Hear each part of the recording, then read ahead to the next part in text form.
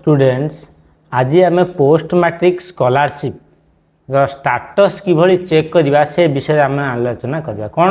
ना post matric scholarship रे आम स्टाटस जो मैंने सब फॉर्म पकई से फॉर्म ठीक अच्छी कि ना रिवर्ट अच्छी कि ना हो गला कि कौन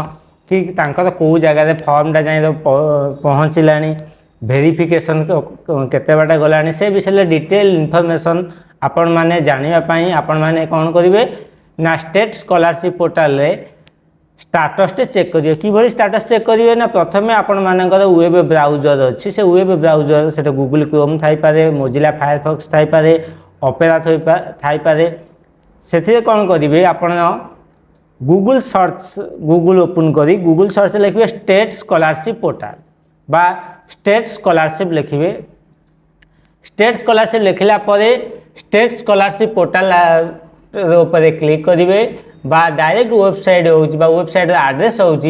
www.scholarship.odisha.gov.in आदे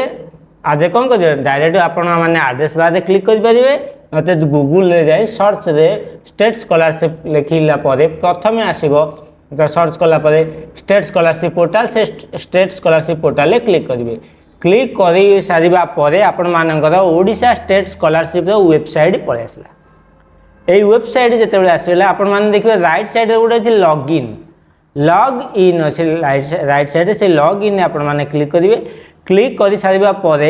से देखेब student login institute login officer और डिस्ट्रिक्ट लॉगिन डिपार्टमेंट लॉगिन आपण मैंने कौन करेंगे जेहेतु आप स्टूडेंट मैंने कौन करेंगे लॉगिन करके स्कॉलरशिप स्टाटस चेक करने को चाहते से कौन करेंगे आपण मैंने स्टूडेंट लॉगिन क्लिक करेंगे स्टूडेंट लॉगिन क्लिक कलापर ये टाइप स्टूडेंट लॉगिन पेज टी आसीज ये पेज कौन करेंगे ना यूनिक नंबर बा आधार नंबर आपण मैंने आधार बॉक्स क्लिक करेंगे क्लिक करी कौन करेंगे आधार नंबर एंट्री करेंगे तापर पासवर्ड अच्छे पासवर्ड को पासवर्ड ना जिते बड़े आपण मैंने स्कॉलरशिप अप्लाई करेंगे से समय गोटे पासवर्ड दिखाई से पासवर्ड एंट्री करी प्रथम आधार नंबर यूनिक नंबर बा आधार नंबर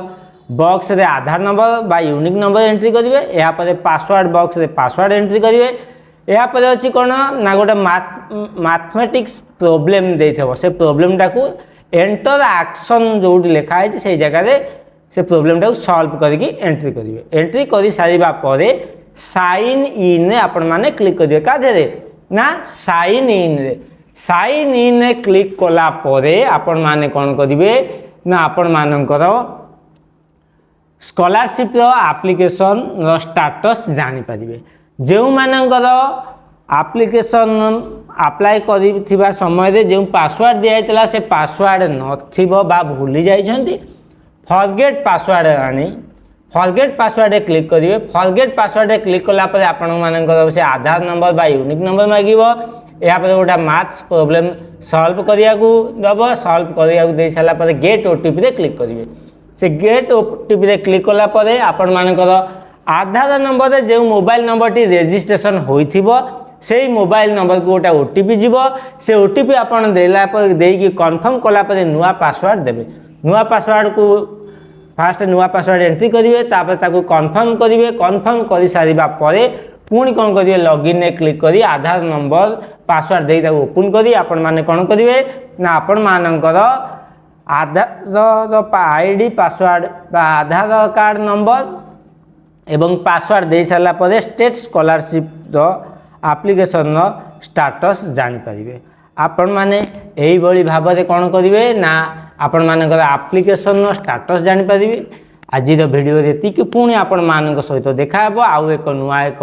वीडियो रे नुआ किसी विषय वस्तु को नहीं मु आपण मानकर सम्मुख में प्रेजेंट करी से आपण माने मोर ये चैनल को बहुल भाव में लाइक करंतु शेयर करंतु सब्सक्राइब करंतु सब्सक्राइब करने समय बेल आइकन बा नोटिफिकेशन बटन को प्रेस करने पाई भूलिबे नहीं आज वीडियो एतिक पुणी आपण मान सहित देखा आउ एक नुआ एक वीडियो रे नुआ किसी विषय वस्तु को नहीं आपण मान सम्मुख में मु प्रेजेंट करी आज एतिक रहिली धन्यवाद।